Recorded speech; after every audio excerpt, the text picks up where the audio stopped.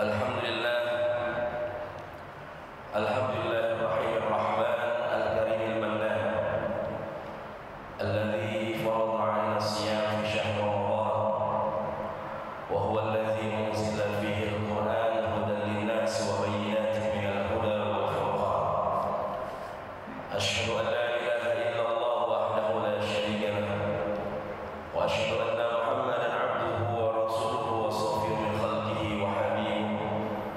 Allahumma salli wa sallim wa karrim wa azim wa barik ala habibina wa syafi'ina wa zuhrina wa qurrati a'yunina sayyidina wa maulana Muhammadin wa ala alihi wa sahbihi wa man tabi'ahum bi ihsanin ila yaumiddin. Subhanaka la ilma lana illa ma 'allamtana innaka antal alimul hakim. Allahumma anfa'na bima 'allamtana wa 'allimna ma yanfa'una warzuqna 'uluman tanfa'una fid dunya wal akhirah. Allahumma faqihna fid din wa 'allimna ta'wil. Allahumma arzuqna fahman nabiyyin wa hifzal mursalin wa ilhamal malaikatil muqarrabin bi rahmatika ya arhamar rahimin. Allahumma akhrijna min zulumatil wahmi wa aqimna bi nuril fahm waftah 'alaina bi ma'rifatil ilmi wa hassin akhlaqana bil ilmi واستحل لنا أبواب فضل واشفع علينا من خزائن رحمتك يا أرحم الراحمين. آمين آمين يا رب العالمين. Alhamdulillah, hadratal mukarramin wal muhtaramin yang sama-sama kami hormati segenap pengurus DKM Masjid Jami. Assalam, insyaallah senantiasa dicintai dan diberkahi oleh Allah Subhanahu wa taala, dan para asatidz, para tuan guru, para orang tua, para hujjah, para tokoh, dan para jamaah semua, bapak ibu, mu'takifin wal mu'takifat, yang insyaallah senantiasa terus dalam keberkahan dari Allah Subhanahu wa taala, senantiasa dalam rahmat serta inayah, dan terus mudah-mudahan kita istiqomah di jalan Allah Subhanahu wa taala.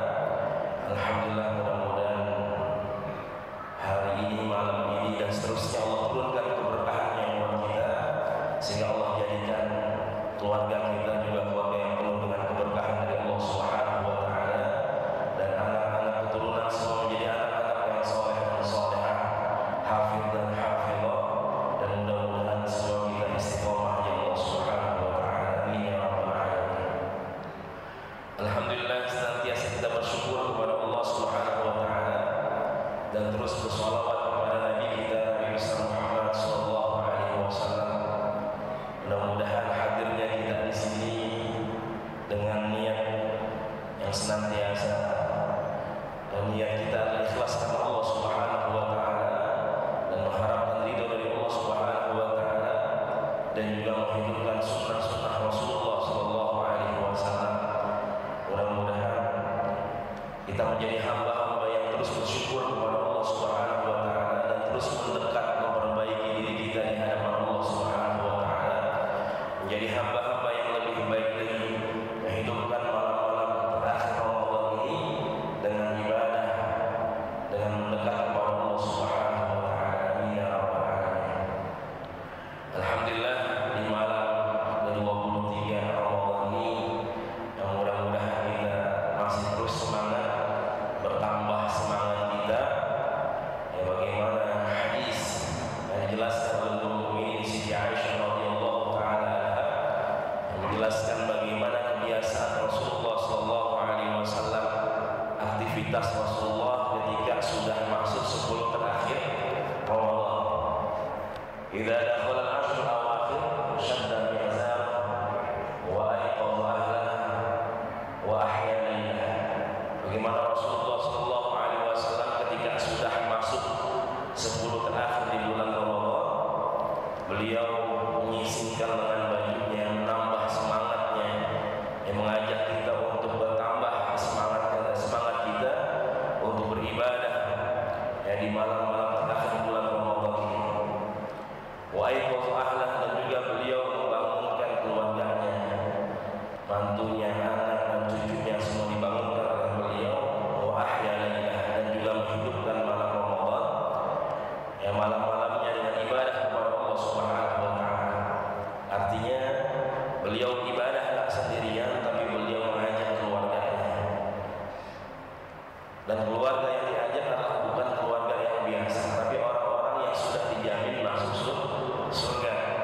tapi tetap dibangunin oleh Rasulullah Sallallahu Alaihi Wasallam karena kemuliaan malam ini.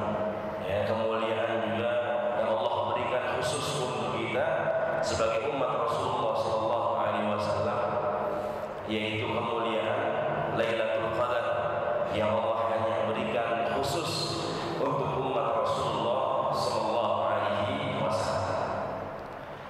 Makanya subhanallah, bagaimana Allah jelaskan dalam surah Al-Qadar itu, Allah mengatakan inna anzalnahu fi lailatul qadar. Kemuliaan Lailatul Qadar salah satu isyaratnya adalah bagaimana ketika Allah Subhanahu wa taala mengatakan malam ini bukan malam yang biasa, tapi malam ini adalah malam yang luar biasa. Kenapa? Biasanya dalam Al-Qur'an itu ketika Allah menyebutkan malam itu dengan kalimat lailun, kita tahu ada surat Al-Lail, betul nggak Pak? Ya, ada surat Al-Lail, kemudian ayat-ayat yang menjelaskan tentang malam hari itu dengan kalimat Al-Lail. Inna fi ikhtilafil laili wan nahar. Ketika ada pergantian malam dan siang dengan kalimat lailun, tapi di sini Allah memakai kalimat lailatun. Allah tambah ada tamarudahnya. Inna anzalnahu fi lailatul qadar. Dari sini sudah mengisyaratkan ini malam bukan malam yang biasa. Ini malam berbeda dengan malam-malam yang lainnya, yang sebelumnya. Ya Allah berikan ini khusus ya untuk umat Rasulullah Sallallahu Alaihi Wasallam. Bahkan Al-Imam Ibnul Jauzi dalam kitabnya Tafsirah, ya, beliau mengatakan bahwasanya ketika ahlul kubur, ketika para penghuni kubur diberikan angan-angan, diberikan kesempatan, ya, diberikan permintaan, ya, mereka mau ngapain, apa yang mereka inginkan, maka mereka berangan-angan bahwasanya mereka ingin dihidupkan kembali walaupun hanya satu malam di bulan Ramadan. Ya, jadi para kubur, Imam Ibnul Jauzi mengatakan bahwasanya mereka ingin dihidupkan kembali walaupun hanya satu malam, ya, di bulan Ramadan. Ya, bahkan para ulama yang mengatakan walau hanya sedetik saja, ya, mereka nggak minta satu malam, mereka nggak minta ya satu bulan, satu minggu, enggak, tapi mereka hanya minta sedetik saja bagaimana mereka bisa dibangunkan, bisa dihidupkan kembali, ya, ketika mereka tahu bahwasanya itu adalah malam-malam di bulan Ramadan. Maka alhamdulillah senantiasa kita bersyukur kepada Allah Subhanahu wa taala ketika kita terus dalam hidayahnya Allah Subhanahu wa taala, ya, senantiasa kita terus ya istiqamah di Allah Subhanahu wa taala. Mudah-mudahan ini menjadikan momentum buat kita memperbaiki diri kita, karena bisa jadi ini adalah Ramadan terakhir kita, bisa jadi ini adalah i'tikaf terakhir kita. Tapi mudah-mudahan kita minta kepada Allah, Allah senantiasa panjangkan umur kita, sehatkan badan kita, ya, dalam taat ibadah kepada Allah Subhanahu wa taala. Amin ya rabbal alamin. Para jamaah semua yang dirahmati dicintai oleh Allah Jalla wa ala, insyaallah malam hari ini sama-sama kita belajar, sama-sama kita muzakarah, tadabbur, ya, kita bagaimana melihat atau mempelajari, mengkaji kembali yang perintah-perintah Allah Subhanahu wa taala yang terdapat di dalam Al-Qur'an maupun dalam sunnah Nabi kita Nabi Muhammad Sallallahu Alaihi Wasallam. Ya, kalau judul aslinya kajian hari ini yaitu tentang tanggung jawab Muslim, ya, setelah kematian, ya, bagi ahli waris. Ya, sama-sama mirip-mirip lah, ya, kewajiban dan hak serta tanggung jawab ahli waris terhadap pewaris dan harta warisannya. Ya, kenapa kita kaji malam hari ini tema ini? Ya, karena memang bahwasanya ini salah satu bagaimana kita mengamalkan isi Al-Quran. Ya, bagaimana Allah Subhanahu wa taala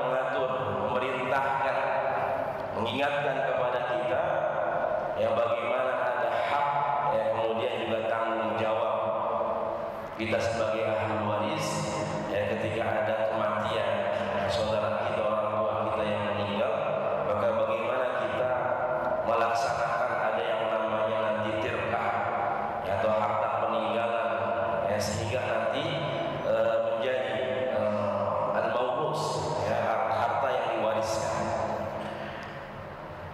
Ini firman Allah Jalla wa Ala di dalam Quran surah Fatir ayat 32.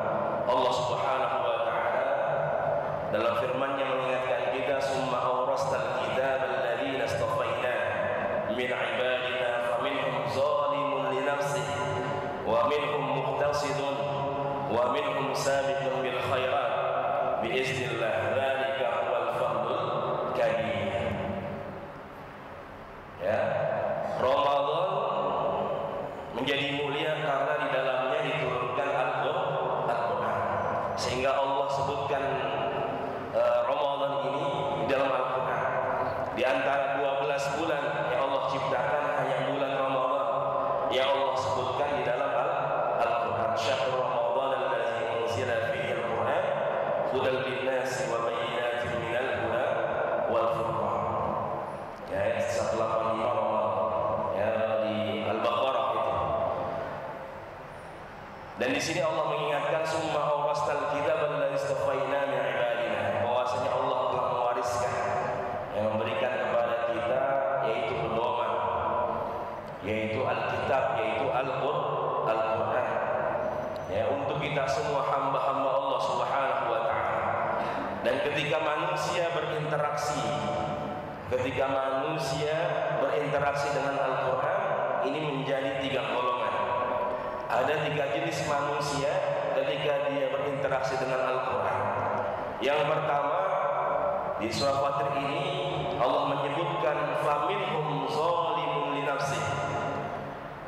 Yang pertama, mereka yang zalimun li nafsihi, mereka suka zalim, ya, sama dirinya sendiri. Mereka nggak zalim sama Allah, mereka nggak zalim sama orang lain, tapi hakikatnya sesungguhnya dia sedang menzalimi dirinya sendiri. Ya, karena hakikatnya orang kalau berbuat zalim, dia tidak menzalimi orang lain, dia tidak menzalimi Allah, tapi hakikatnya dia sedang menzalimi dirinya sendiri. Jadi ketika ada manusia, ya, kita semua misalkan satu joglo ini nggak mau menyembah kepada Allah, ya, Allah nggak akan rugi, Allah nggak butuh ibadah kita, ya, Allah tetap mulia, ya, Allah maha besar. Ketika misalkan satu joglo ini nggak ada yang maksiat, semua ibadah kepada Allah, patuh tunduk kepada Allah, maka itu juga tidak akan bisa menambah keagungan Allah Subhanahu wa taala. Ya, tidak akan bisa menambah kebesaran Allah Jalla wa Ala. Ya, karena hakikatnya Allah sudah mulia. Ya, Allah maha besar, tidak butuh dengan ibadah kita. Ya, faminhum zalimun li nafsihi, mereka yang suka zalim, ya, sama dirinya sendiri, nggak mau ikut aturan Al-Quran. Disuruh ambil yang halal, tapi nggak mau ambil yang halal, diambil yang haram, atau menghalalkan apa yang diharamkan oleh Allah, ya, dan juga sebaliknya, nggak mau ikutin aturan Al-Quran. Ya, padahal jelas bagaimana Rasulullah SAW mengingatkan kita, yang senada dengan ayat ini, ketika Allah mewariskan, memberikan Alkitab Al-Quran buat kita semua. Rasulullah dalam hadisnya mengatakan, qad taraktu fikum amrayn in tamassaktum bihima falan tadillu ba'daha abada, kitab Allah wa sunnati Rasulillah sallallahu alaihi wasallam. Telah kutinggalkan 2 wasiat, kalau kita berpegang teguh terhadap 2 wasiat ini, maka kita tidak akan pernah, ya, tersesat dalam kehidupan kita di dunia. Yang pertama adalah Al-Quran, yang kedua adalah sunnah Nabi kita, Nabi besar Muhammad sallallahu alaihi wasallam. Ya, jadi yang pertama ini mereka nggak mau menerima aturan Al-Quran. Yang kedua, wa minhum muqtasid, ya, mereka yang ada di tengah-tengah, yang muqtasid, ya, artinya muqtasid ini mereka, ya, ada sebagian yang mereka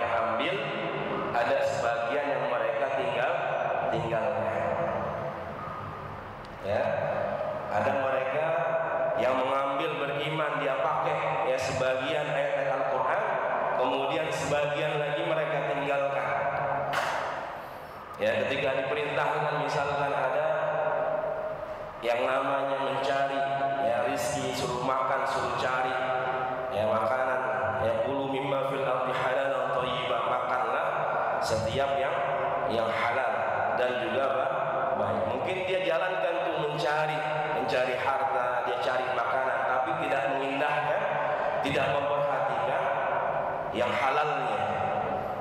Ya. Ketika misalkan Allah mengatakan wa halallahu al-bai'a wa harrama riba, Allah halalkan yang namanya jual beli, kemudian mengharamkan yang namanya riba. Ya, jual belinya dia pakai, ribanya juga dia pakai juga, bukannya ditinggalin. Ya, jual belinya dia pakai, cuman ribanya juga dia diambil juga. Artinya dipakai sebagian, kemudian dia tinggalkan sebagian. Ya, misalkan ya banyak orang-orang juga kita yang lupa ya ketika bagaimana harta ini ya sebagai ujian buat kita. Innama amwalukum wa auladukum fitnah, bahwasanya harta kita kemudian anak-anak kita ini, keturunan kita bisa menjadi ujian, cobaan yang buat kita di hadapan Allah Subhanahu wa ta'ala. Ya, ketika misalkan ada orang sholat, perintah sholat, wa aqimus sholat wa atuz zakat. Ya, sholatnya sholat, tapi zakatnya gimana Pak zakatnya? Yang tak-taran terkadang. Ya, ketika ada perintah baca Quran mungkin dia baca, tapi ketika ada perintah untuk bersedekah, ya masalul ladzina yunfiquna amwalahum fi sabilillahi kamathali habbatin dan seterusnya. Ya, terkadang berat ya untuk berinfak dan bersedekah. Ya, begitu juga tentang bagaimana pembagian harta warisan. Ya, ini suka berat. Ya, bagaimana bisa ikut aturan Allah Subhanahu wa ta'ala, apalagi kalau warisannya banyak. Ya, kalau warisannya banyak ya nggak mau dibagi-bagi, mau dikuasain sendiri. Ya, padahal dia sholat, ya padahal dia ngaji. Nah, ini bagaimana yang kedua, innalillah faminhum muqtasid, mereka menggunakan yang sebagian kemudian meninggalkan yang sebagian. Dan yang terakhir, sabiqun bil khairat biiznillah, bahwasanya mereka yang senantiasa berlomba dalam kebaikan, yang mengerjakan kebaikan di atas izin Allah Subhanahu wa ta'ala. Ya, makanya banyak ayat Al-Quran yang menjelaskan kita tentang fastabiqul khairat, kita berlomba dalam kebaikan. Jadi bukan sekedar wa'malul khairat, ya bukan sekedar kita mengerjakan, mengamalkan kebaikan, tapi fastabiqul khairat, kita senantiasa berlomba-lomba dalam kebaikan, berlomba-lomba untuk mengamalkan apa yang Allah jelaskan di dalam Al-Quran.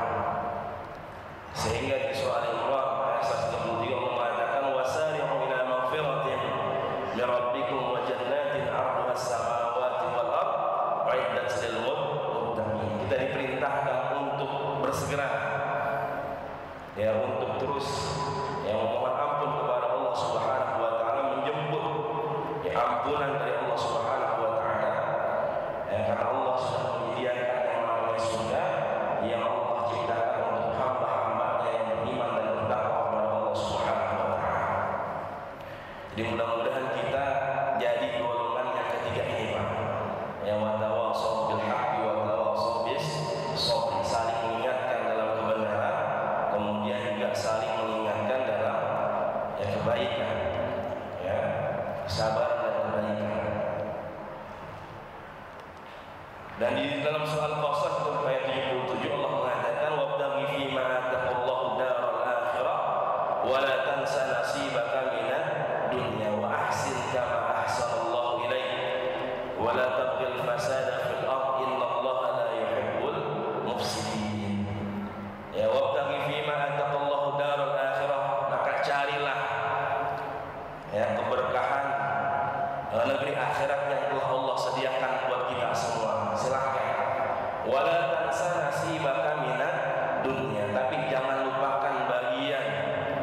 yang telah Allah sediakan dari kehidupan dunia kita, ya, dari harta kita, dari keluarga, anak keturunan, kita punya jabatan, kedudukan, ya, pekerjaan. Alhamdulillah, itu adalah karunia dari Allah Subhanahu wa Ta'ala. Ya, ini bisa menjadi wasilah buat kita, menjadi bekal, ya, buat kita. Maka bagaimana Al-Imam Ibnu Athaillah As-Sakandari dalam kitabnya Al-Hikam, beliau mengingatkan kita semua dalam hikmahnya. Beliau mengatakan, khif min ihsanillahi ilaik ma dama isa'atika ma'ak ayyakuna dhalika istidrajan. Khif min ihsanillahi ilaik. Ya, kita diperintahkan, kita diingatkan, berhati-hatilah, takutlah min ihsanillahi ilaik, dari kebaikan-kebaikan yang Allah telah berikan buat kita semua. Ya, madama isa'atika ma'ak, ketika kita nggak bisa melakukan kebaikan, ya, ketika Allah berikan nikmat kebaikan buat kita, kita malah jauh dari Allah Subhanahu wa Ta'ala. Kita malah mengingkari Allah, ya, lupa kepada Allah Subhanahu wa Ta'ala, padahal Allah terus memberikan kenikmatan buat kita. Maka kata Imam Ibnu Athaillah, beliau mengingatkan kita, mengatakan hati-hati, ya, waspada, ya, ayyakuna dzalika istidraj. Bisa jadi itu adalah istidraj, tipu daya dari Allah Subhanahu wa Ta'ala. Karena sesungguhnya kita kalau tambah nikmat, tambah syukur kita kepada Allah, ya, tambah nikmat, tambah dekat kita kepada Allah Subhanahu wa Ta'ala. La in syakartum la azidannakum wa la in kafartum inna azabi lasyadid. Ya, bahwasanya senantiasa kita bersyukur kepada Allah, dan syukur bukan sekedar di lisan, tapi syukur ada syukur qalbi, ya, kemudian syukur lisan, kemudian syukur amali, arkan. Yang pertama memang benar, ya, kita syukur dalam hati kita, kita yakin ini adalah semua pemberian dari Allah Subhanahu wa Ta'ala. Kemudian kita ucapkan dengan lisan kita alhamdulillah. Kemudian kita implementasikan, kita amalkan dalam kehidupan kita. Alhamdulillah, ya, punya THR, alhamdulillah dapat THR, ya, punya harta, punya pekerjaan, alhamdulillah punya gaji, ya, kita habiskan, kita belanjakan, ya, untuk kebaikan, untuk manfaat kita, ya, jangan lupa dengan infak, sedekah, zakatnya. Insya Allah, disitulah bentuk bagaimana syukur yang hakiki. Ya, alhamdulillah punya sehat, ya, sehatnya juga adalah sehat afiat, bukan sehat yang maksiat. Ya, sehat afiat, alhamdulillah, badan sehat, jiwa sehat, tangan sehat, kaki sehat, kemudian dipakai buat ibadah. Ada orang yang sehatnya tapi maksiat, badannya sehat, ya, kaki sehat, mata sehat, semua sehat, tapi dia tidak gunakan untuk kebaikan, ya, untuk ibadah, ya, di hadapan Allah Subhanahu wa Ta'ala. Ya, dan ini yang sama-sama kita ketahui ketika kita membahas hukum waris, ya, kita sebagai ahli waris misalkan. Nah, ini ketika dalam pembahasan ilmu faraid, ya, ada 3 rukun, ya, atau ada 3 kelompok. Ya, kalau kita bahas dalam ilmu waris, ya, ketika ada yang meninggal, kemudian juga ada ahli warisnya, kemudian juga ada harta yang diwariskan. Yang pertama al-muwaris. Yang mewariskan yaitu seorang yang dinyatakan wafat, baik secara hakiki, ya, atau secara hukum, atau diperkirakan yang meninggalkan, ya, tarikah ini. Jadi al-muwaris ini adalah orang yang meninggal, orang yang dinyatakan wafat secara hakiki. Artinya kita tahu bahwasanya ini orang sudah meninggal, ya, teman kita, orang tua kita, ya, emang kita tahu, ya, beliau ini, orang ini ya, atau secara hukum atau diperkirakan, ya dikira-kira karena ini orang udah lama nggak kelihatan, ya nggak balik-balik, ya dan nggak tahu ada di mana, maka nanti ya itu bagian pihak-pihak yang berwenang yang menetapkan ya apakah ini orang sudah meninggal atau tidak. Ya, ketika dinyatakan sudah meninggal berarti dinyatakan secara hukum orang ini telah meninggal. Kemudian ya orang ini yang meninggal ya meninggalkan tarikah atau al-maurus, yaitu harta peninggal ya harta waris. Dan rukun yang kedua ada yang namanya al-waris, ya yang mewarisi atau ahli waris yang dinyatakan masih hidup ketika mewaris.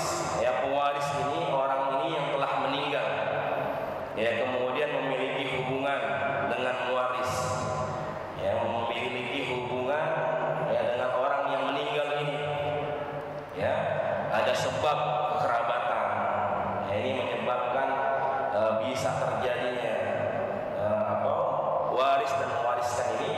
Yang pertama adalah karena ada hubungan darah, ya kerabatan, kemudian juga ada sebab pernikahan, kemudian juga ada sebab wala atau pembebasan budak, ya jadi dia bisa, budak ini ketika dibebaskan dia bisa mewarisi ya harta dari majikannya, ya tapi sekarang udah nggak ada budak. Dan yang ketiga ada at-tarikah atau al-maurus, yaitu harta yang ditinggalkan, ya atau harta warisan. Apa bedanya tarikah dengan al-maurus?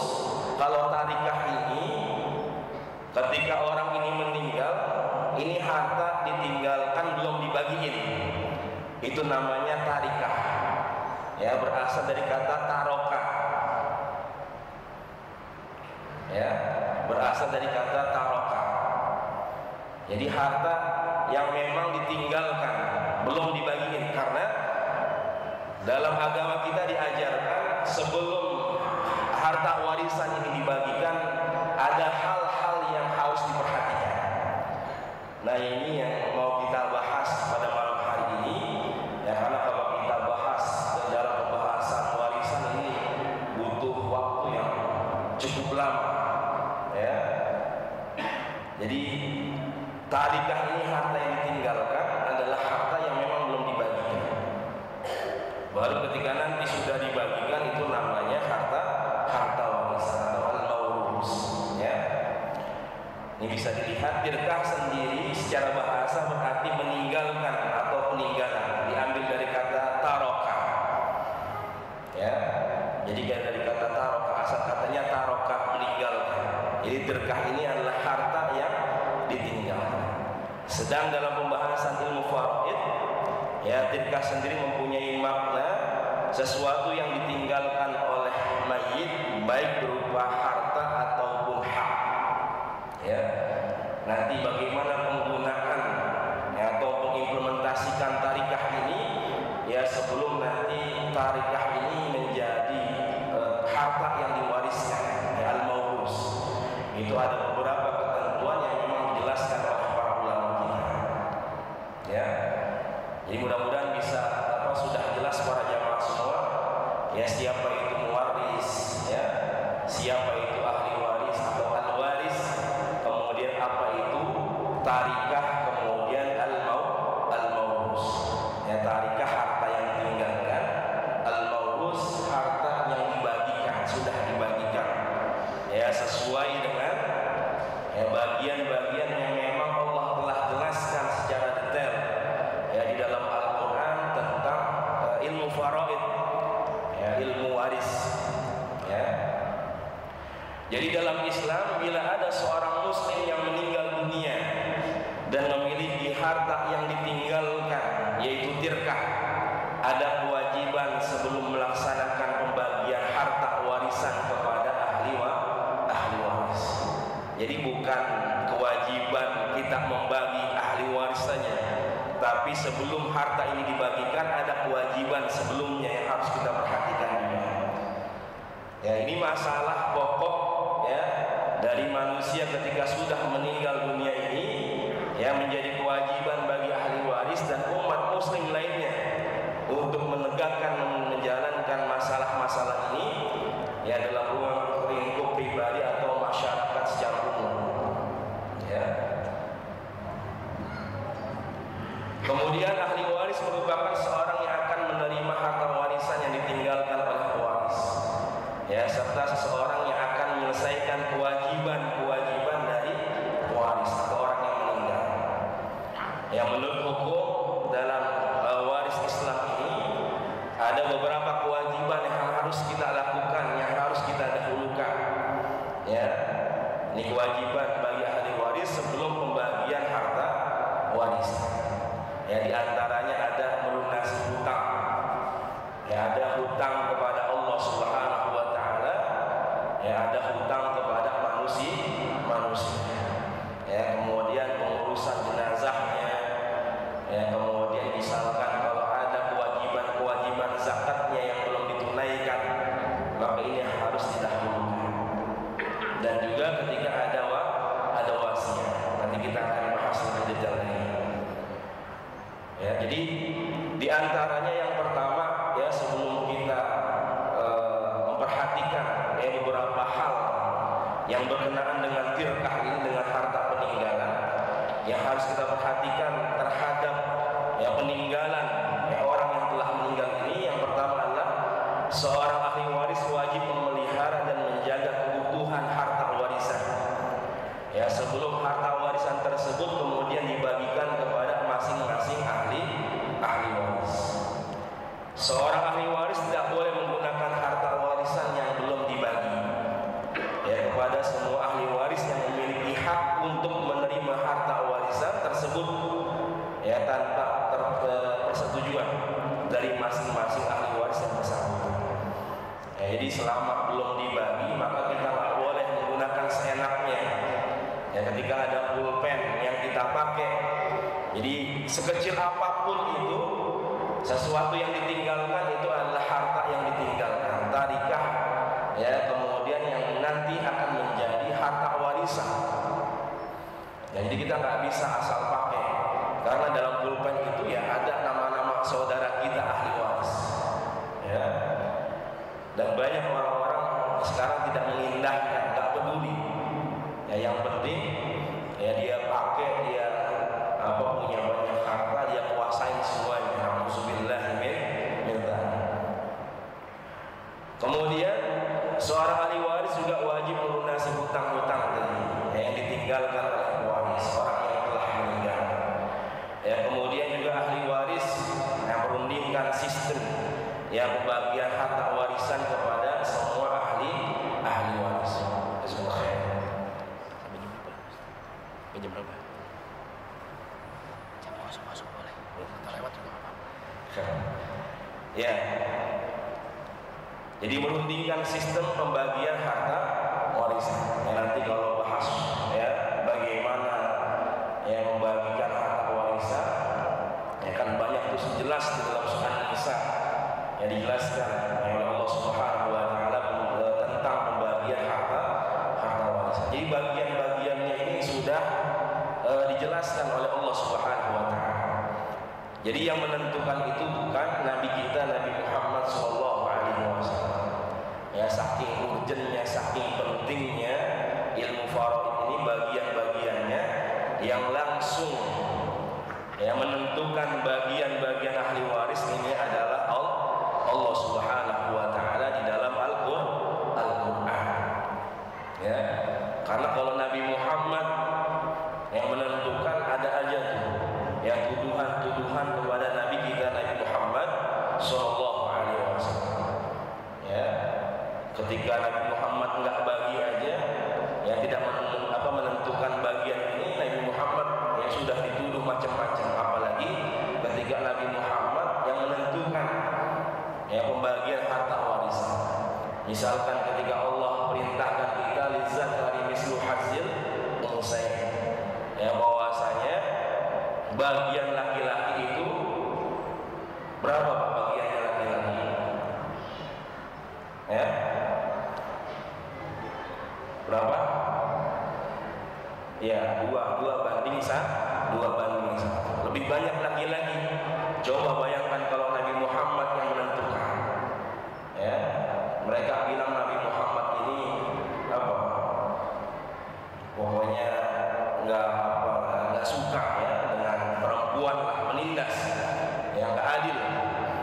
Ya, padahal bagaimana Allah Subhanahu Wa Taala yang sudah jelaskan itu dalam Al-Quran. Ya, jadi nanti apakah memang ketika kita membahas harta warisan ini yang mau dibagikan ya, sesuai dengan aturan Allah Subhanahu Wa Taala, ini afdolnya. Tapi ketika misalkan para ulama kita ya ketika misalkan mau dibagi rata ya silahkan, tapi ada ketentuannya. Ya misalkan ketika misalkan keluarga sepakat untuk dibagi rata, ya dibagi rata. Jadi pertama yang mengajukan, yang membicarakan perihal untuk dibagi rata harta warisan ini harus keluar ya dari lisan ya orang-orang atau ahli waris yang memang mereka punya bagian lebih besar. Ya, misalkan ketika ada 2 orang perempuan, kemudian satu laki-laki. Nah, yang bilang bahwasanya udah bagi rata aja, itu harus keluar dari lisan anak laki-lakinya. Nggak boleh dari bagian yang terkecil. Ya, nggak boleh. Ya, keluar dari lisan perempuannya itu nggak boleh. Ya, jadi harus keluar keputusan ini dari ahli waris, mereka yang mendapatkan bagian yang paling besar. Ya, mungkin kakaknya bilang yang paling gede laki-laki, udah kita bagi rata aja. Nah, itu nggak apa-apa.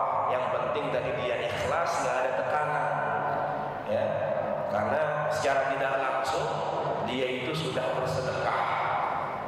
Ya, sudah berinfak dengan harta warisan. Harusnya dia punya bagian lebih, tapi dia mengikhlaskan sebagian hartanya untuk dibagikan kepada saudara-saudaranya. Ya. Kemudian melaksanakan wasiat. Ya. Dan Syekh Abdul Fattah Ibn Husain ya dalam kitabnya Al-Majmu'ah Riwayah menjelaskan beliau setidaknya ada 5 hal ya. Ada 5 hak yang berkaitan dengan tirkah ya, harta peninggalan ini ya, sebelum dibagikan menjadi harta warisan. Yang pertama, kewajiban pemilik harta ya, al-haqqu bi'aini tirkah. Ya, yang pertama adalah kewajiban ya untuk ya, pemilik harta ini. Jadi ketika ditinggalkan ya, ketika yang punya harta ini meninggal, nah ada tanggungannya enggak? Ya, ada hutang-hutangnya enggak? Ya, hutang kepada Allah, kemudian hutang kepada manusia. Ya, kalau misalkan dia punya nazar, ya maka harus ditunaikan. Ya, pernah nazar misalkan ketika anaknya lulus, dia pengen nazar, ya pengen umroh misalkan. Ya, maka itu harus ditunaikan oleh ahli warisnya. Ya, karena itu nazar itu sifatnya hutang janji kepada Allah Subhanahu Wa Taala, bisa dilakukan dengan badal umroh. Ya, atau misalkan dia belum sempat haji padahal mampu, ya masih ada kewajiban ya untuk hajinya.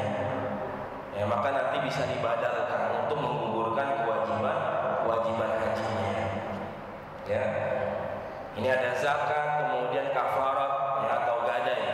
Ya, jadi kalau sudah meninggal, maka harta ini ya diurus, maka ya digunakan untuk keperluan zakatnya. Kalau misalkan ya dari hartanya ini sudah kena kewajiban zakat, kemudian belum dikeluarkan, maka dikeluarkan dulu zakatnya. Ya, atau ada kafarat ya.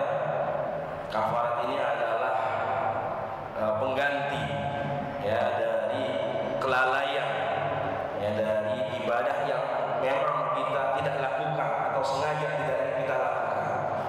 Ya, misalkan kafarat orang-orang yang tidak berpuasa ya. Maksud tidak berpuasa di sini di bulan Ramadan, mereka yang berhubungan suami istri di siang hari Ramadan. Itu ada kafaratnya. Ya, ada kafaratnya, memberi makan 60 orang miskin, atau puasa ya 2 bulan berturut-turut. Ya, dalam hadis Imam Syafi'i didahulukan puasa 2 bulan berturut-turut. Kalau nggak bisa, memberi makan ya 60 orang miskin. Ya, jadi masalahnya bukan kafaratnya sebenarnya. Kalau kafaratnya mungkin kita bisa ngelakuin, tapi dosanya ketika kita melanggar, ya, kelalaian kita ketika kita nggak bisa mengerjakan ibadah tersebut, apalagi di bulan Ramadan, itu dosanya luar biasa. Ya, dosa besar. Ketika orang ya, dia hidup di bulan Ramadan, ya tapi dia nggak berpuasa, ya, itu dosanya dosa besar di hadapan Allah Subhanahu wa taala. Ya, bahkan para ulama mengatakan kalau dia melakukan puasa Ramadan lagi berturut-turut, itu nggak akan bisa ya menggugurkan atau menghilangkan dosa-dosa yang telah dia lakukan ketika sengaja dia nggak berpuasa Ramadan, padahal dia sehat, dia mampu, tapi dia sengaja tidak ya berpuasa. Alhamdulillah. Ya. Jadi yang pertama adalah kewajiban-kewajibannya. Ya. Misalkan ada zakat harta. Jadi yang sama-sama kita ketahui ya, ada zakat itu kan 2. Ada zakat an-nafs ya, kemudian zakatul mal. Ya, zakat harta, kemudian ada zakat jiwa kita yang kita sebut dengan zakat fitri. Ya, nama viralnya zakat fitrah. Ya, kalau kita lihat dalam kitab-kitab fikih, ya zakat fitrah itu zakatul fitr. Ya, tapi kita sering sebutnya adalah zakat fitrah. Ya. Padahal zakat fitri ini maksudnya adalah bahwasanya zakat yang diberikan yang makan pokok kita. Makanya para ulama kan sepakat ya 3 imam mazhab itu, Imam Syafi'i, Imam Maliki, kemudian Imam Hambali, sepakat bahwasanya zakat fitri itu dibayarkan ya dengan makanan pokok kita. Karena dulu Rasulullah SAW membayar zakat itu so'an minat tamar wa so'an minat sya'ir.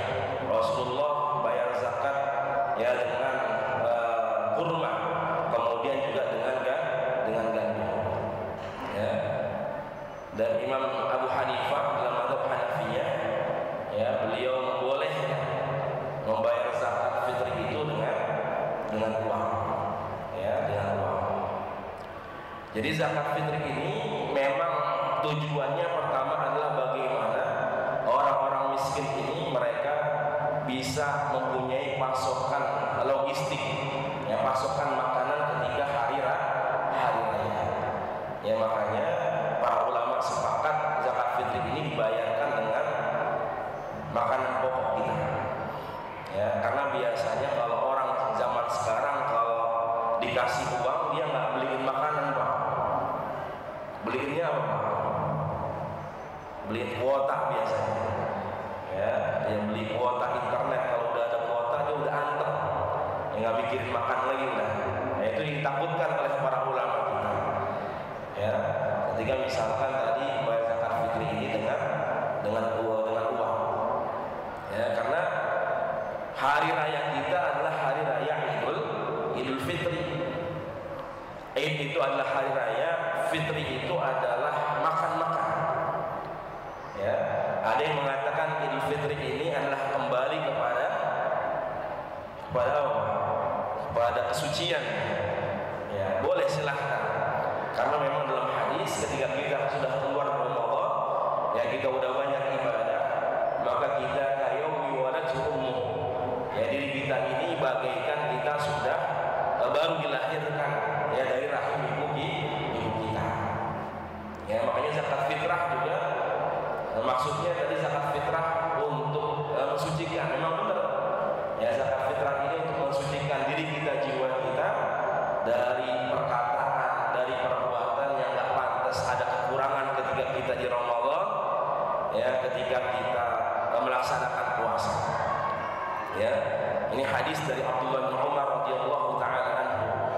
Ya, bahwasanya zakat fitrah ini ya, bahwasanya tuhratun lis-shaim ya, lil faras wal lahwi, bahwasanya zakat fitrah ini dibayarkan untuk membersihkan dari perkataan-perkataan yang buruk, perbuatan-perbuatan yang kurang ya, baik ketika kita melaksanakan ibadah atau puasa di bulan Ramadan ya. Jadi bisa saja diartikan dengan supaya kita suci ya, bersih ya. Tapi lebih tepatnya memang zakat fitri ini adalah zakat makanan ya. Kemudian Idul Fitri, hari raya makan-makan. Makanya hari raya orang Islam nggak boleh puasa ya, haram hukumnya kita puasa ya. Beda dengan orang-orang Yahudi, hari raya mereka adalah berpuasa ya. Makanya ketika tanggal 10 Muharram mereka berpuasa ya. Ketika ditanya oleh Nabi Muhammad SAW ya, mereka mengatakan bahwasanya kami berpuasa karena berterima kasih kepada Allah telah menyelamatkan Nabi Musa alaihissalam. Tanggal 10 di bulan Muharram yang kita kenal dengan puasa Asyura.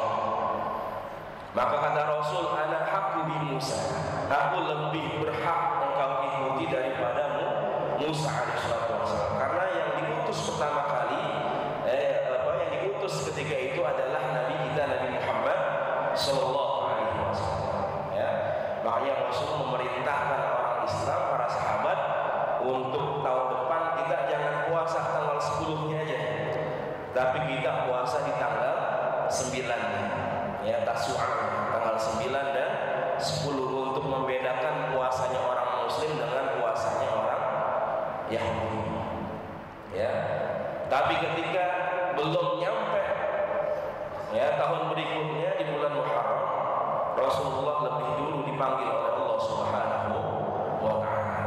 Dan ini bisa menjadi landasan, ada namanya sunnah hamniyah ya, sunnah yang baru diinginin, dipengenin sama Rasul, tapi belum dilakuin oleh Rasulullah sallallahu alaihi wasallam ya. Ini bisa menjadi landasan. Nah, zakat fitrah ini ada bahwasanya ada waktu jawaz ya, waktu dibolehkan, kemudian ada waktu wajib ya. Jadi kalau kita mau bayar zakat fitrah atau zakat fitri ini ada namanya waktu jawaz, waktu yang memang sudah dibolehkan, yaitu dari awal Ramadan ya, hari ini juga masih masuk dari waktu jawaz ya, waktu yang dibolehkan. Yang kedua adalah waktu wajib ya, waktu yang memang sudah diwajibkan kita untuk membayar zakat fitri ya. Kapan waktu wajib ini? Ketika sudah tenggelam ya matahari ya di bulan Ramadan, hari terakhir di bulan Ramadan masuk Syawal ya, malam takbiran kita sebutnya ya, sampai nanti sebelum khotib naik mimbar. Nah, itu adalah waktu wajib ya, memang kita semua yang hidup itu harus membayar zakat fitri ya. Makanya ketika ada anak kecil yang lahir di malam takbiran, maka dia langsung diwajibkan untuk membayar zakat fitri. Ketika ada orang tua misalkan meninggal ya sebelum masuk maghrib ya, sebelum masuk Syawal ya, malam hari pertama Syawal itu misalkan ba'da asar yang meninggal ya, dia belum bayar zakat fitrah atau zakat fitri, maka nggak ada kewajiban yang untuk membayar zakat fitri ya, karena meninggalnya dalam di waktu jawaz itu, di waktu dibolehkan. Tapi kalau meninggalnya di malam takbiran, ketika dia meninggal maka tetap harus dibayarkan zakat fitrinya ya. Jadi seperti itu. Jadi ini merupakan ketentuan yang harus kita perhatikan ya, terlebih dahulu ya, zakat ya, kemudian yang lainnya jadi zakat mal misalkan, zakat harta ya. Jadi kan kebanyakan kita ini tahunya zakat itu zakat fitrah doang, zakat fitri aja ya, nggak tahu ada zakat mal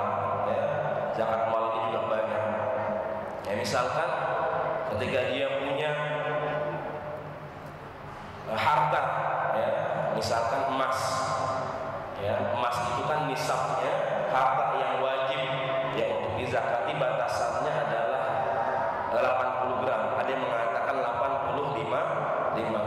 Ketika nggak digunakan selama setahun, ya dia punya harta 80 bahkan lebih, ya maka dikeluarkan setiap tahun. Ketika sudah mencapai haulnya selama setahun, maka 2,5%-nya dikeluarkan. Ada yang mengkiaskan ulama kita, ada zakat tabungan. Ya, Bapak Ibu kalau punya tabungan, ya punya deposit misalkan setahun nggak dipakai, kemudian nilainya itu sama dengan 80 gram emas. Ya, jadi setiap tahun ketika misalkan ya dari 80 gram emas ini bahkan lebih itu masih ada selama setahun, maka dikeluarkan 2,5%. Nah, ketika misalkan orang itu meninggal dunia, kemudian sudah mencapai nisabnya, kemudian sudah mencapai haulnya, maka harus dikeluarkan dulu zakatnya sebelum dibagikan.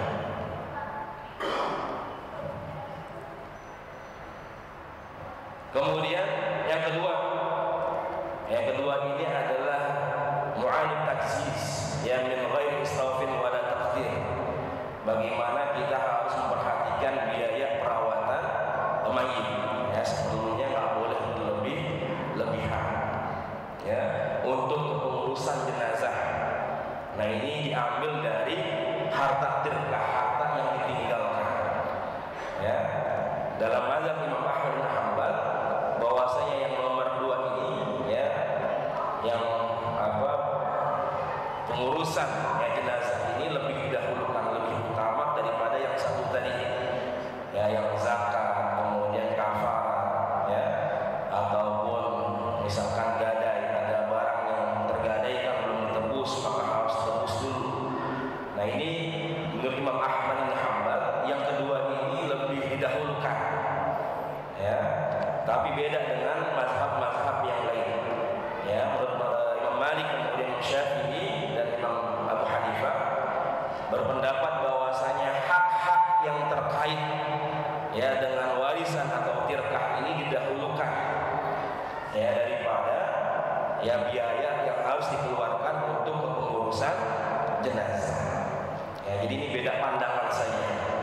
Ya, kalau Imam Ahmad bin Hanbal yang beliau mengatakan bahwasanya pengurusan jenazah ini lebih didahulukan. Ya, kalau imam yang lain, yang tiga ini, Imam Maliki, kemudian Imam Syafi'i dan Imam Hanafi, bahwasanya yang didahulukan adalah untuk mengeluarkan hak-hak ini dulu. Ya, tadi ketika ada hutang kepada Allah, ada nazarnya, kemudian ada hutang kepada manusia, maka lebih dahulukan. Ya, ketimbang pengurusan jenazah. Itu pandangan para ulama. Tapi ala kulli hal bahwasanya memang ya kita diperintahkan untuk mensegerakan ya pengurusan dan penguburan jenazah. Bagaimana Rasulullah SAW hadisnya, asri'u bil janazah fa in taku salihah fa khairun tuqaddimunaha wa iyyakum siwa dzalik fa syarrun tad'unaha 'an qabikum.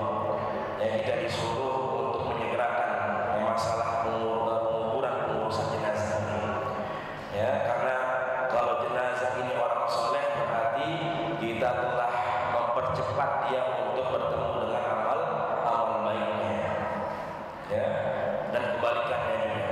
Kalau kita mempercepat dan orang ini penuh dengan maksiat dosa, maka dia akan ya bahwasanya dia akan bertemu dengan azab dari Allah Subhanahu wa taala.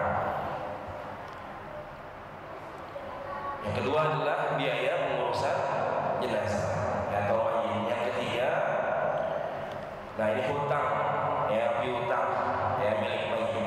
Nah, ini juga harus dibayarkan terlebih dahulu. Ya, tadi ada hutang kepada Allah Subhanahu wa taala, juga ada hutang kepada manusia. Ya, ada hablum minallah, kemudian hablum minan nas. Ya. Jadi ketika wafat, ya mayit ini wafat kemudian memiliki hutang, maka harta peninggalannya tirkah harus digunakan untuk membayar hutang, ya hutang si mayit ini. Bagaimana Nabi Muhammad SAW Ya, dalam hadisnya diriwayatkan oleh Imam Tirmidzi, kemudian Imam Ibnu Majah, dan diriwayatkan dari Abu Hurairah radhiyallahu taala anhu, Rasulullah mengatakan nafsul mu'min mu'allaqah bidaini hatta yuqda anhu, bahwasanya seorang mukmin ini ya tergantung ya ruhnya, jasadnya, ruhnya ini sampai dibayarkan utangnya, ya sampai dibayarkan utangnya.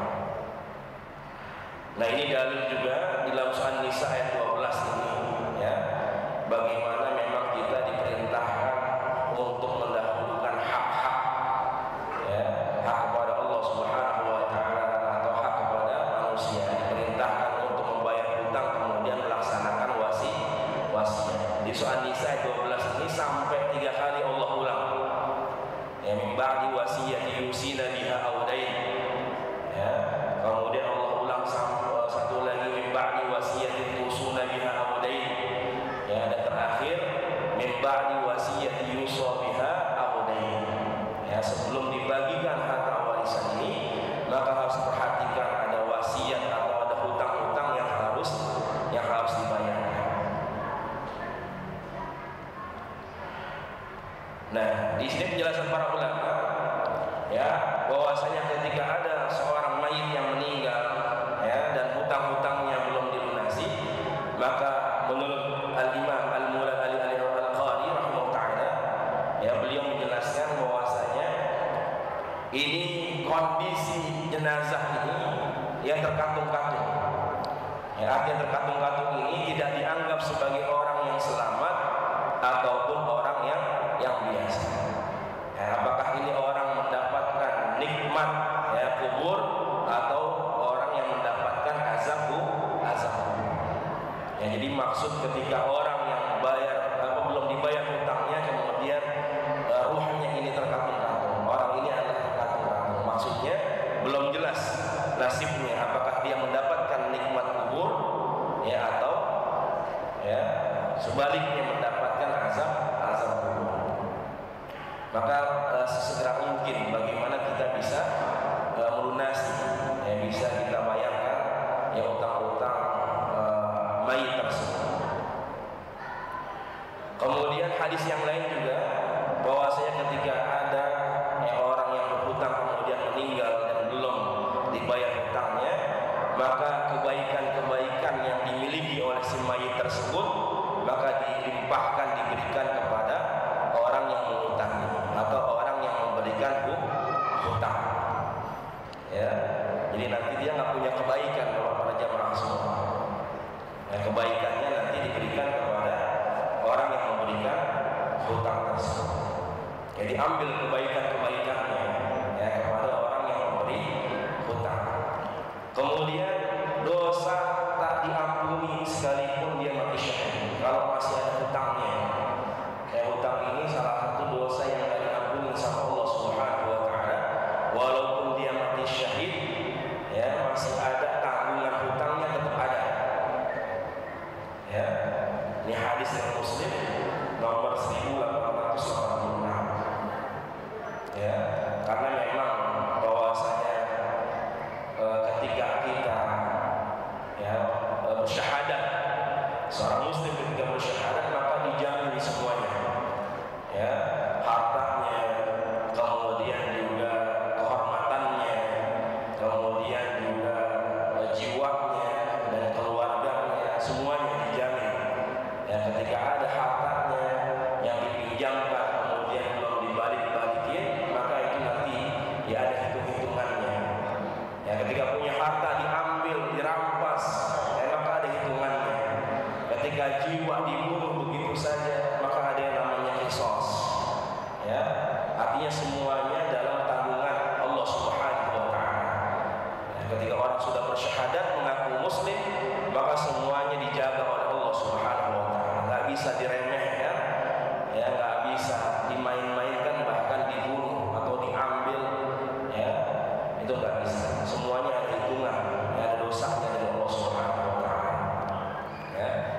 Kemudian jika harta orang yang meninggal dunia tersebut tidak cukup untuk melunasi hutangnya di dunia, keluarga atau kerabatnya boleh ya kita menolong orang tersebut dari jeratan hutang yang kita bantu untuk melunasinya.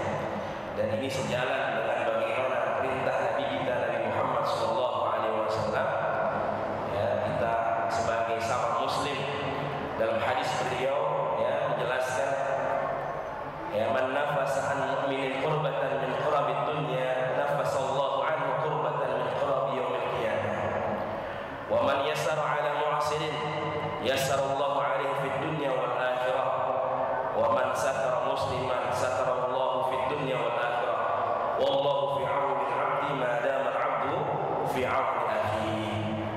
Ya, kalau ada yang membayar hutangnya dari tirkah tersebut nggak cukup, ya apalagi misalkan ahli warisnya anaknya yang bayarin, nah itu ya amal soleh yang luar biasa, ya, kebaikan yang luar biasa, bakti ya sebagai anak kepada orang tua. Ya, tapi kalau misalkan ada orang lain yang masih ada hutangnya, cuma tirkahnya harta peninggalannya nggak cukup, boleh kita membayarkan, ya, kita jadi jaminan. Ya, maka balasannya dari Allah Subhanahu wa taala ya bahwasanya siapa yang menolong ya saudaranya maka nanti dia akan ditolong oleh Allah Subhanahu wa taala. Allah fi 'aunil 'abdi ma dama al-'abdu fi 'auni akhihi. Bahwasanya Allah akan menolong hambanya selama hambanya mau menolong saudaranya. Ya. Kemudian selanjutnya yang keempat adalah melaksanakan wasiat.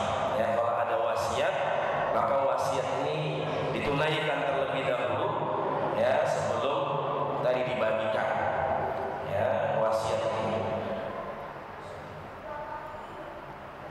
Berapa besar wasiatnya?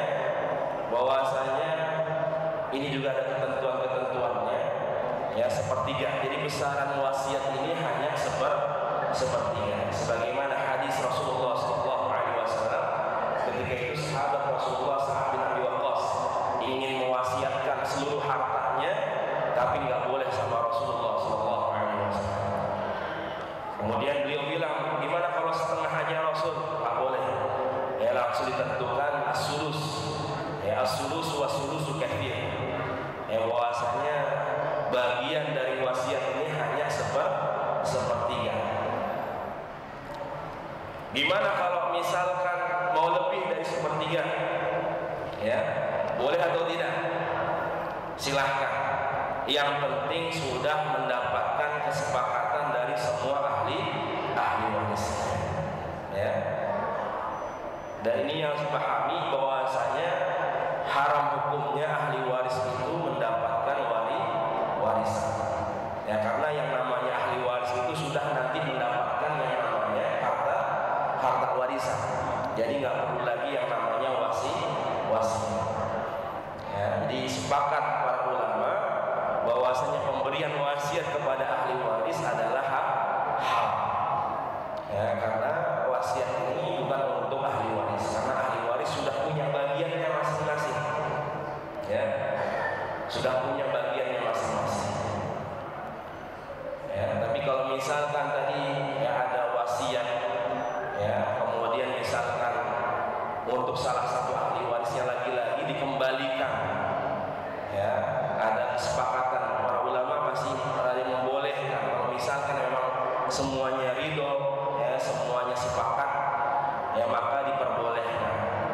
Ya, sama tadi misalkan lebih dari sepertiga, kalau misalkan ahli warisnya ya ini semuanya sepakat maka diperbolehkan lebih dari sepertiga. Qala Rasulullah sallallahu alaihi wasallam la wasiyata li waris illa ayyuzi al-warisa. Bahwasanya enggak diperbolehkan wasiat ya kepada ahli waris kecuali atas izin ahli waris. Ya, ada hadis yang menjelaskan kalau misalkan wasiat ini diperuntukkan oleh salah satu ahli waris, kemudian ahli waris yang lain ya mereka membolehkan atau sepakat, itu masih diperbolehkan, silahkan. Ya. Dan sepertiga ini dihitung dari harta yang sudah dikeluarkan dari tanggungan-tanggungan yang tadi. Jadi bukan sepertiga ini diambil dari keseluruhan tirkah. Ya, ketika udah meninggal sepertiga, ya enggak. Ya, tapi ketika ada wasiat tadi dikeluarkan dulu ya tanggungan-tanggungan yang tadi ada zakat, ya ada hutang itu dikeluarkan, nanti sisanya baru dibagi. Ya dikeluarkan kalau ada wasiat dikeluarkan sisanya ini sepertiga dulu buat wasiat tersebut. Nanti sisanya baru dibagikan kepada ahli waris. Ya, jadi sepertiga wasiat itu bukan seluruhnya, dihitung dari seluruhnya enggak, tapi dikeluarkan dulu tanggungan-tanggungannya, ada sisanya, dihitung lagi sepertiganya berapa, dikeluarkan, ada sisanya lagi, maka dibagikan kepada ahli waris. Dan terakhir, ya kita membagikan sesuai dari bagian-bagian dari hitung-hitungan, ya penetapan yang memang sudah ditetapkan oleh Allah, ya dari ahli waris, ya hukum waris yang sudah ditentukan dalam Al-Quran, baru boleh dibagikan ya menjadi harta waris. Ya setelah tadi ada kewajiban-kewajiban yang telah kita tinggalkan, yang telah kita lakukan. Baik, mungkin itu para jamaah semua, ya mudah-mudahan yang sedikit ini bisa bermanfaat, ya bahwasanya ada aturan dari Allah Subhanahu wa taala. Ya bahkan kita terkadang langsung fokus ke harta warisannya saja. Ya, ketika ada orang ayahnya meninggal yang dicari, ya warisannya langsung, tak pernah mikirin bagaimana hak-hak, ya ada kewajiban-kewajiban tersebut. Bahkan ada orang yang nggak mau dibagi harta warisan, dia pegang sendiri semua. Alhamdulillah, bahwasanya harta ini adalah titipan dari Allah Subhanahu wa taala. Ya, dalam bahasa Arab memang harta itu disebut dengan malun. Ya, malun itu dalam bahasa Arab ya berasal dari kata mala yamilu, artinya condong. Ya, jadi malun itu berasal dari kata mala yamilu, yang artinya adalah condong. Memang ya kecondongan kita manusia kepada harta tersebut. Ya, makanya bagaimana Al-Quran ini diturunkan untuk supaya kita punya harta, ya harta yang penuh dengan keberkahan dari Allah Subhanahu wa taala. Maka ada namanya fiqhul muamalat, ya fikih muamalat di mana kita bertransaksi, kita berjual beli, kita sewa menyewa, semuanya itu diatur. Ya, dalam ilmu sekarang itu namanya ilmu ekonomi Islam, ekonomi syariah. Supaya apa? Supaya kita punya keberkahan dalam hidup kita, dalam harta kita. Ya, karena ini semua akan dipertanggungjawabkan di hadapan Allah Subhanahu wa taala. Mungkin ini saja para jamaah semua karena waktu juga. Mungkin ada yang ditanyakan.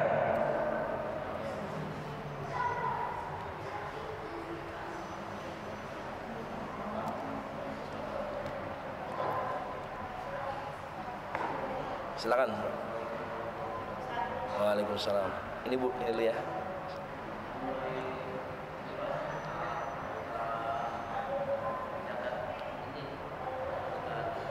Ustaz boleh jumping?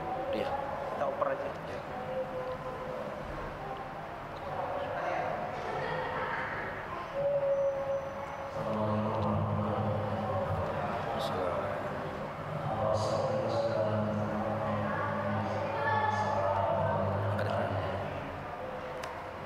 Yang saya mau menanyakan menjaga emas. Iya.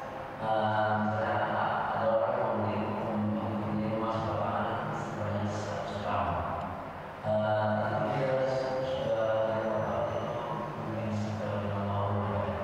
Tapi dia lupa dalam sesuatu kalau dia lupa mengenai dia mau menjual emasnya. Pas dia berjual itu dia sudah mengenai itu kayak yang ada di mana Maaf nggak kedengeran. Agak zakat emas.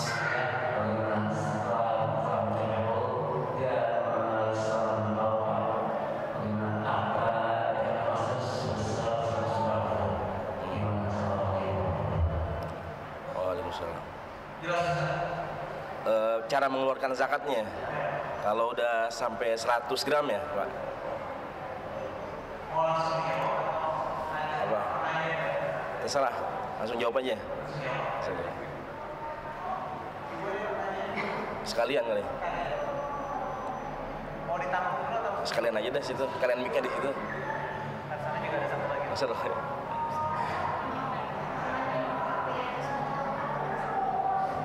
Minta nomor HP-nya, Pak. Oh. Mau konsultasi. Konsultasi. Nanti kita tanyakan dulu ya. Ada lagi Bu yang mau tanya tentang waris? Oh, selain dari itu ada? Satu ya? Ya, insyaallah.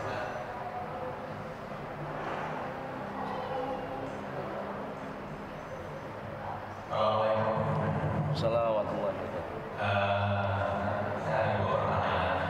Pertama, seandainya ahli waris tidak atau belum bisa menyelesaikan sebagai kewajiban yang ditinggalkan oleh waris, itu kewajiban itu datangnya ke siapa? Apa atau ke waris pertama atau kembali ke waris?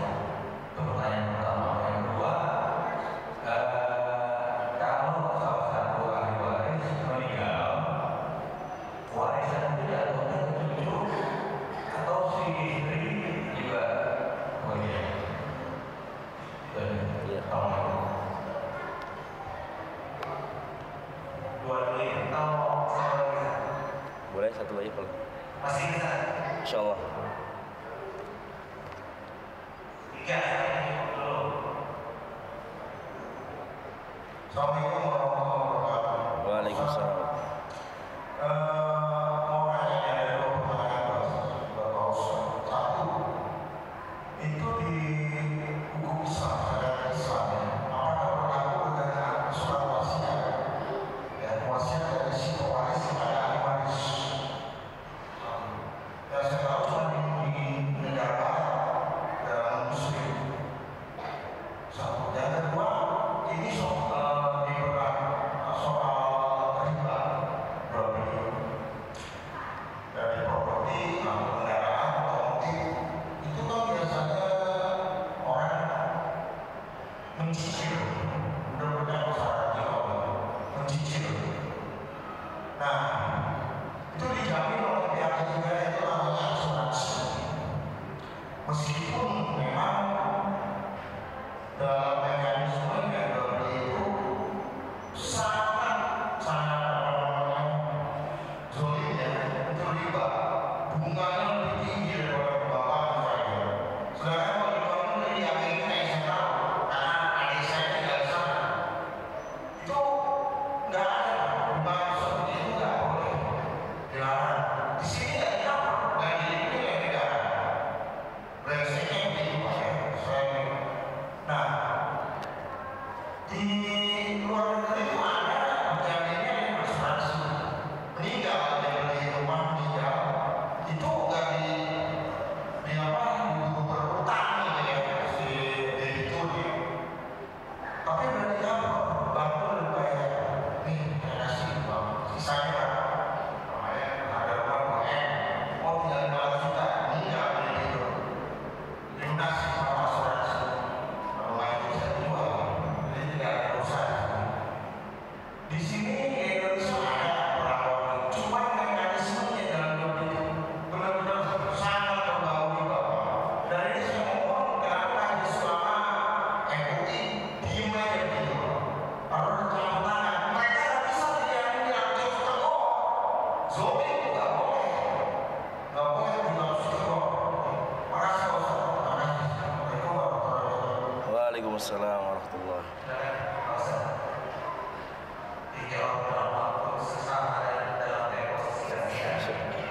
Baik, alhamdulillah. Baik, untuk yang pertama, Bapak-bapak, ketika memang sudah mencapai haulnya, nisabnya sudah mencapai emas batangan atau emas yang lainnya, maka dikeluarkan 2,5%-nya itu dengan uang. Jadi dihitung aja, kira-kira 100 gram itu berapa, 2,5%-nya. Ya, jadi dikeluarkan dengan uang. Jadi nggak usah dipotek-potek emasnya. Cari 2,5%, nggak usah. Jadi dikeluarkan dengan uang saja. Ya, Ya, begitu terus misalkan setahun lagi masih tetap segitu. Ya, itu nggak dipakai ya Pak. Jadi 100 itu nggak dipakai. Atau misalkan 80, pokoknya batas minimalnya itu 80 gram nggak pernah dipakai selama setahun.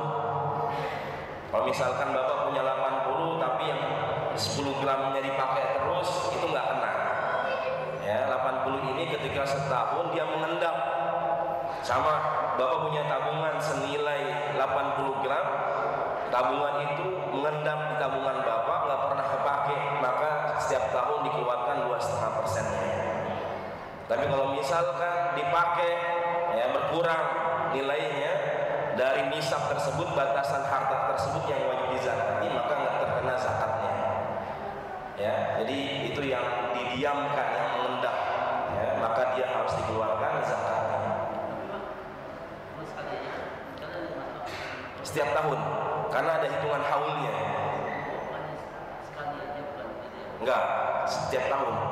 Karena zakat mal itu ada nisab, ada haul. Nisab itu batasan harta yang wajib dizakatin. Misalkan tadi zakat emas, ya, segini 80 atau 85 gram. Dan haul. Jadi dalam setahun itu mencapai segitu dan nggak pernah terpakai atau mengendap, ya, maka dikeluarkan 2,5%. Begitu terus, misalkan tahun depan nggak dipakai lagi, nyampe setahun, tetap nilainya misalkan nggak berkurang dari 80 bahkan nambah, ya, maka terus setiap tahun dikeluarkan 2,5%. Sama seperti kita punya ulama itu ada istihad zakat profesi. Jadi ketika gaji kita, ya, udah nyampe nisabnya, setelah dikeluarin tanggungan-tanggungan kita, kemudian gaji kita masih mencapai batasan harta yang wajib dizakatin, maka setiap kita gajian dikeluarin zakatnya. Nggak sekali doang, tapi setiap kita gajian terus dikeluarin zakat. Nanti insya Allah kita bahas zakat profesi. Allahu a'lam. Kemudian tadi yang kalau misalkan nggak terlunasi atau tidak tertunaikan, ya tanggungan-tanggungan yang tadi, jadi itu menjadi tanggungan ahli warisnya. Ya, kita harus tahu dulu ini kenapa dia nggak bisa tunaikan. Apakah dia menyepelekan, ya, atau memang tadi duitnya nggak ada, kemudian ahli warisnya juga nggak punya duit. Ya, mudah-mudahan itu maafu anhu, ya, bisa dimaafin sama Allah Subhanahu wa Ta'ala. Tapi kalau misalnya, ya, dia punya ada harta peninggalan tirkah tadi, tapi dia nggak mau melaksanakan, ya, kewajiban-kewajiban yang harus diselesaikan, ya, maka dosa kepada ahli warisnya. Ya, gimana? Ahli waris yang meninggal, maka turun lagi kepada orang yang menerima harta warisan itu. Ya, memang terkadang misalkan anak meninggal lebih dulu gitu, ya, daripada ayah misalkan, ya, atau misalkan tadi ketika ditinggalkan harta tirkah ini, kemudian anak ini meninggal. Yang penting bagaimana ketika ada jeda ini, ya, ketika ayah meninggal kemudian ahli waris meninggal, bagaimana dilihat, ya, kesungguhan atau usaha ahli waris ini untuk melaksanakan, menuntaskan kewajiban-kewajiban.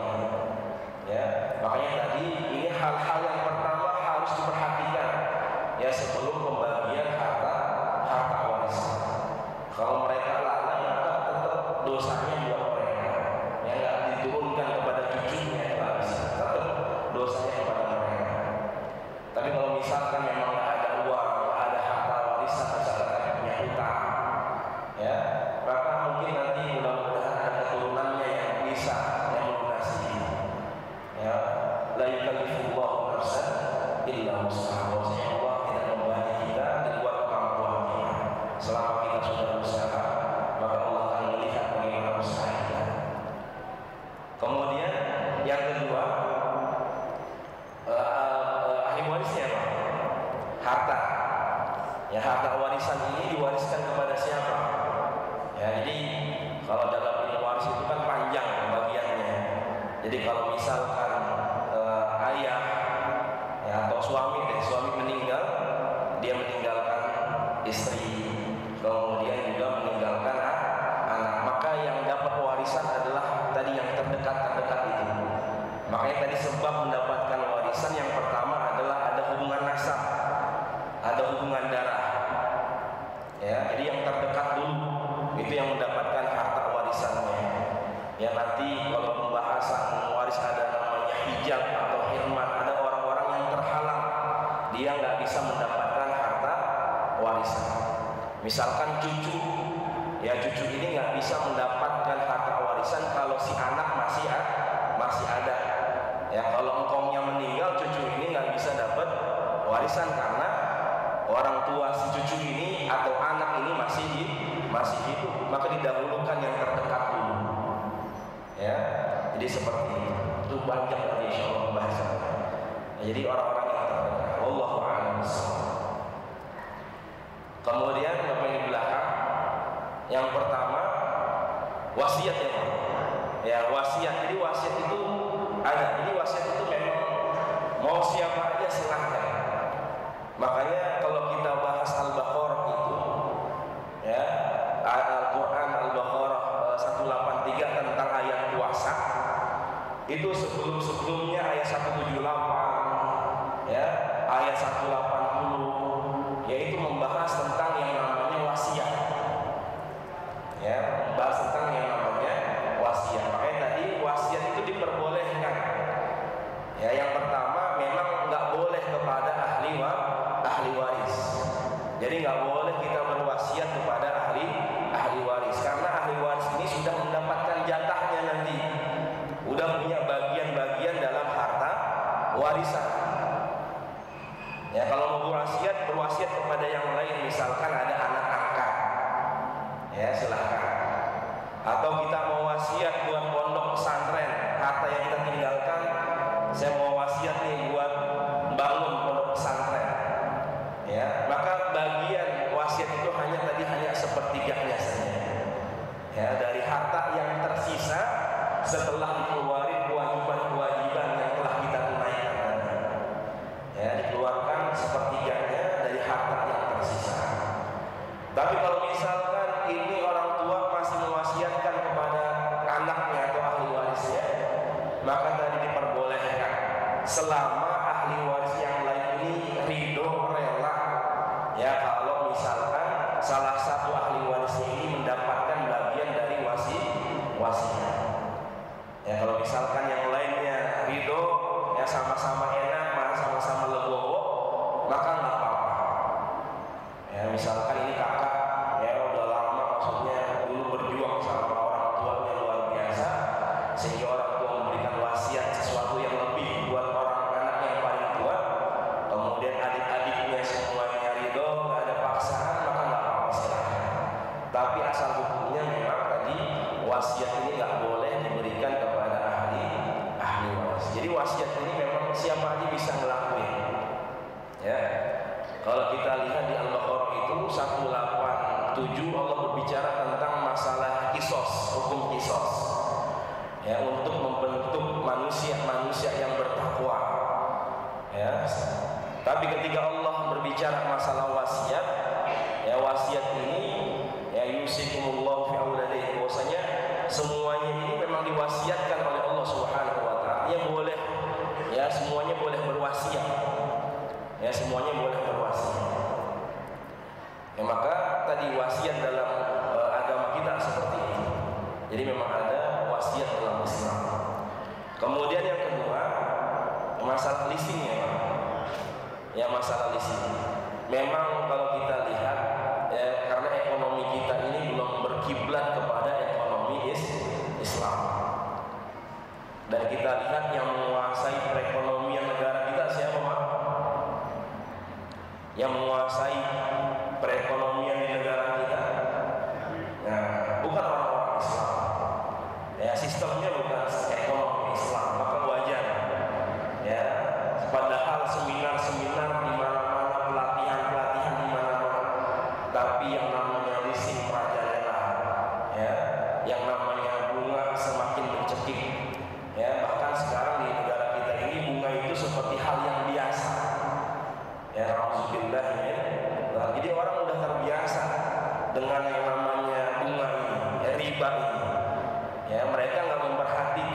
dosa riba ini paling ringan apa? Ya nauzubillah, yang berzina dengan ibunya sendiri. Nauzubillah subhanallah. Tapi di negara kita riba ini sesuatu yang udah biasa. Ini miris.